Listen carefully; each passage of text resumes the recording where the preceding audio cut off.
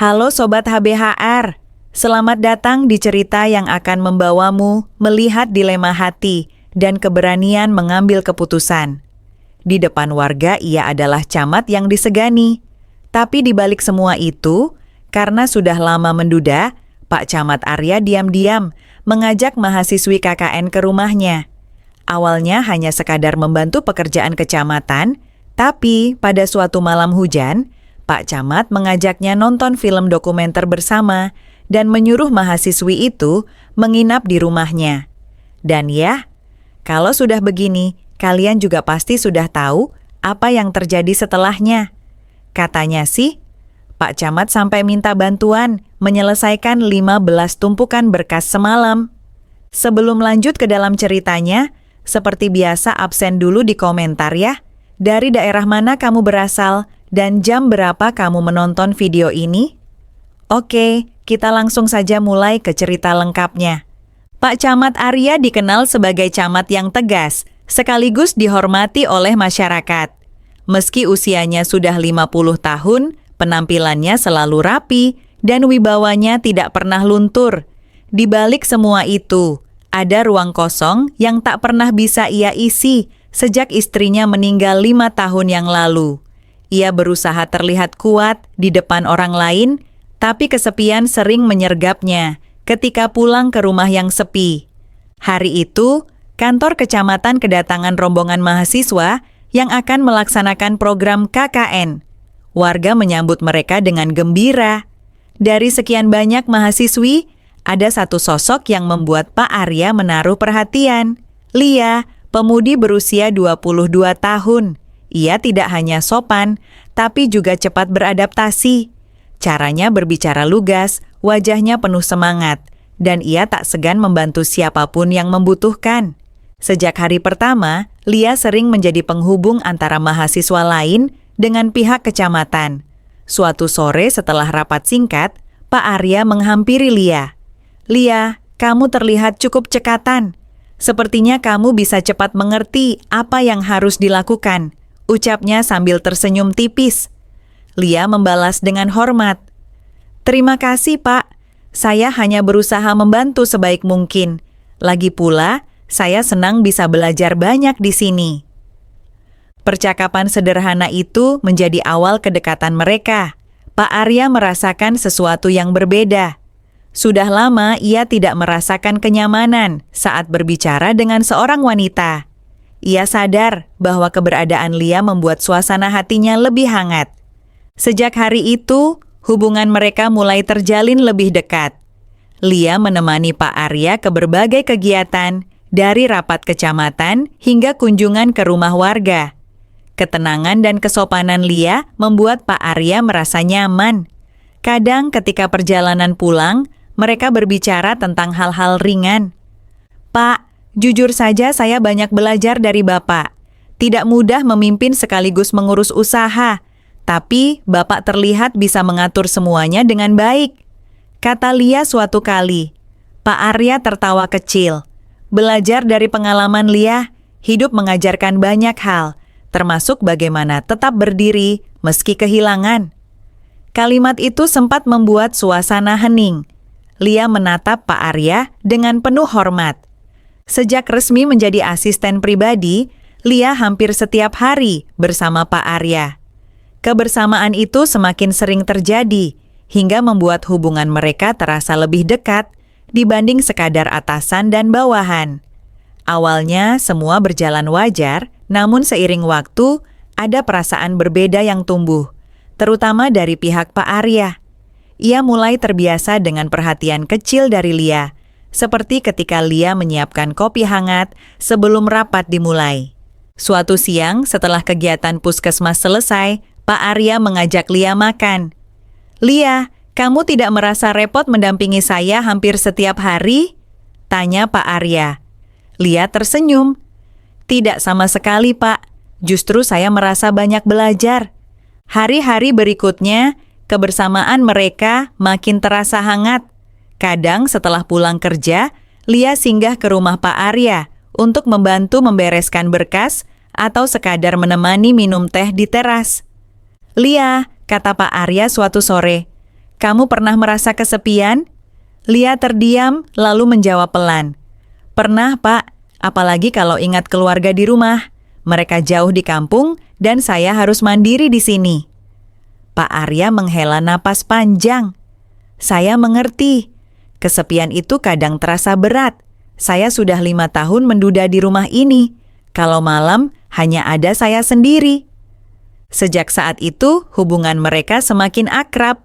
Meski tidak pernah diucapkan dengan kata-kata, beberapa perangkat desa mulai memperhatikan kedekatan mereka. Namun, Pak Arya selalu punya alasan logis. Jauh di dalam hati, ia sadar bahwa batas antara profesional dan pribadi semakin tipis. Hari itu, langit mendung sejak sore. Seusai rapat kecamatan, Lia menawarkan untuk mengantar Pak Arya pulang. Baru separuh jalan, hujan deras turun tanpa peringatan. Mereka segera menepi ke halaman rumah Pak Arya. Masuk saja dulu, Li. Tidak mungkin kamu melanjutkan perjalanan dalam hujan deras begini, kata Pak Arya. Di ruang tamu, suasana terasa hangat. Hujan di luar jatuh deras, menimbulkan suara gemuruh. Pak Arya menyiapkan teh hangat, lalu duduk berhadapan dengan Lia. Maaf ya Pak, jadi merepotkan, ucap Lia. Tidak sama sekali, rumah ini terlalu sepi. Kadang saya justru berharap ada yang menemani saat hujan seperti ini, jawab Pak Arya dengan nada jujur. Lia, kamu tahu 5 tahun ini saya hidup sendiri. Malam-malam sering saya isi dengan menonton film dokumenter atau drama lama hanya untuk mengusir sepi, curah Pak Arya. Lia menatapnya dengan penuh simpati. Saya bisa mengerti, Pak. Kesepian memang berat. Waktu berjalan cepat, hujan semakin deras dan malam makin larut. Pak Arya melirik jam dinding. Li, hujannya tidak reda, jalanan pasti becek. Kalau kamu nekat pulang, saya khawatir. Akhirnya, Lia menerima tawaran untuk menginap. Obrolan berlanjut kali ini lebih tenang. Lia menceritakan keluarganya. Kalau tidak, karena Bapak memberi saya kesempatan jadi asisten pribadi, mungkin saya harus mencari kerja lain untuk menutup biaya kuliah, kata Lia. Lia, jangan anggap itu hanya pekerjaan. Saya senang kamu ada di sini. Kehadiranmu membuat saya tidak merasa sendiri, jawab Pak Arya, matanya berkaca-kaca. Ada jeda sejenak. Tatapan mata mereka akhirnya bertemu. Ketika petir menyambar di luar, Pak Arya menoleh sambil tersenyum kecil. Aneh ya Li, dulu setiap hujan deras saya merasa takut karena sendiri, tapi malam ini berbeda. Lia balas tersenyum. Mungkin karena Bapak tidak sendiri lagi. Obrolan itu menjadi titik balik. Mereka sadar perasaan sudah saling terbaca. Malam itu mereka berpisah ke kamar masing-masing. Hujan akhirnya reda menjelang pagi, tetapi keheningan malam itu menyimpan sebuah perubahan besar. Setelah malam hujan itu, hubungan Pak Arya dan Lia tidak lagi sama. Mereka semakin dekat. Namun, kebersamaan mereka yang semakin sering mulai diperhatikan orang lain. Gosip perlahan menyebar, membuat Pak Arya gelisah. Lia, kamu tahu, orang-orang sudah mulai bertanya-tanya tentang kita, kata Pak Arya suatu sore. Masalahnya, saya ini camat. Semua gerak-gerik saya diperhatikan. Kalau gosip makin besar, nama baik saya bisa tercoreng. Lia menunduk, merasa bersalah. Kalau begitu, apa saya harus mengurangi datang ke rumah, Pak? Pak Arya menatapnya lekat-lekat. Kalau kamu jarang datang, saya akan kembali kesepian. Tapi, kalau kamu terus bersama saya, gosip makin kencang. Situasi ini sulit, Lia. Gosip itu semakin liar dan tekanan publik terasa berat. Suatu malam, Pak Arya berkata dengan jujur, saya tidak tahu, Li. Tapi satu hal yang saya tahu, saya tidak ingin kehilanganmu. Kata-kata itu menjadi pengakuan yang tidak pernah mereka rencanakan. Program KKN akhirnya selesai. Perpisahan terasa berat. Tak lama kemudian, Lia memutuskan tetap bekerja sebagai asisten pribadi di sela kuliah. Namun, gosip tidak pernah benar-benar reda. Pak Arya mulai lelah dengan cibiran. Suatu sore, ia memutuskan berbicara serius dengan Lia. "Lia, kita tidak bisa begini terus. Orang-orang sudah terlalu jauh menilai kita. Saya ingin kita serius. Saya ingin melamar kamu lebih dulu." Keputusan itu tidak mudah. Ketika Pak Arya menemui orang tua Lia di kampung, penolakan langsung muncul karena perbedaan usia yang jauh. Namun, Pak Arya tidak menyerah. Hampir setiap minggu, ia berkunjung, menunjukkan kesungguhannya. Sikap rendah hati itu membuat pandangan keluarga Lia berubah. Akhirnya, setelah banyak pertimbangan, keluarga Lia menyetujui. "Kalau kamu memang yakin, Nak, kami hanya bisa mendoakan yang terbaik," ucap ayah Lia. Pernikahan digelar sederhana. Warga desa heboh.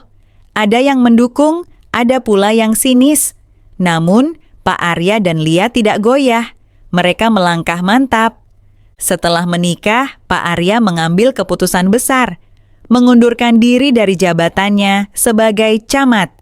"Saya ingin fokus pada keluarga dan usaha. Saatnya memberi kesempatan orang lain memimpin," jawabnya tenang. Mereka kemudian fokus mengelola usaha yang dimiliki Pak Arya. Dengan bantuan Lia, usaha itu berkembang lebih cepat. Lia yang masih muda membawa ide-ide segar, memperkenalkan promosi online, dan memperbaiki manajemen. Omset meningkat dan nama mereka dikenal luas. Warga desa yang dulu mencibir mulai terdiam melihat keberhasilan pasangan ini. "Siapa sangka, Pak Arya dan Lia malah sukses besar sekarang," ujar salah satu warga. Hari-hari mereka kini penuh kerjasama dan saling melengkapi. Pak Arya yang matang memberi pengalaman dan ketenangan, sementara Lia yang muda membawa semangat baru. Suatu malam setelah seharian bekerja, Lia duduk bersama suaminya di teras rumah. "Pak, kadang saya masih tidak percaya semua ini benar-benar terjadi. Dulu saya hanya mahasiswi KKN. Sekarang saya jadi istri dan mitra hidup Bapak," kata Lia dengan suara tulus. Pak Arya menatap penuh kasih. "Hidup memang penuh kejutan, Li. Yang penting kita saling percaya dan saling menjaga." Sobat HBHR, itulah kisah Pak Camat Arya dan Lia. Apa pelajaran terbesar dari cerita ini? Pesan bermanfaat. Hubungan yang tulus seringkali harus melalui ujian terberat, yaitu opini publik dan keraguan diri. Jangan pernah biarkan stigma atau pandangan orang lain mendefinisikan kebahagiaanmu. Keberanian untuk memperjuangkan apa yang diyakini hati, disertai kesungguhan dalam bertindak, pada akhirnya akan membuktikan nilai dari sebuah hubungan. Perbedaan, termasuk usia, hanyalah angka jika tekad dan komitmen untuk saling melengkapi sudah bulat. Semoga cerita ini menginspirasimu. Jangan lupa like, share, dan subscribe untuk kisah-kisah penuh makna lainnya. Sampai jumpa di video berikutnya.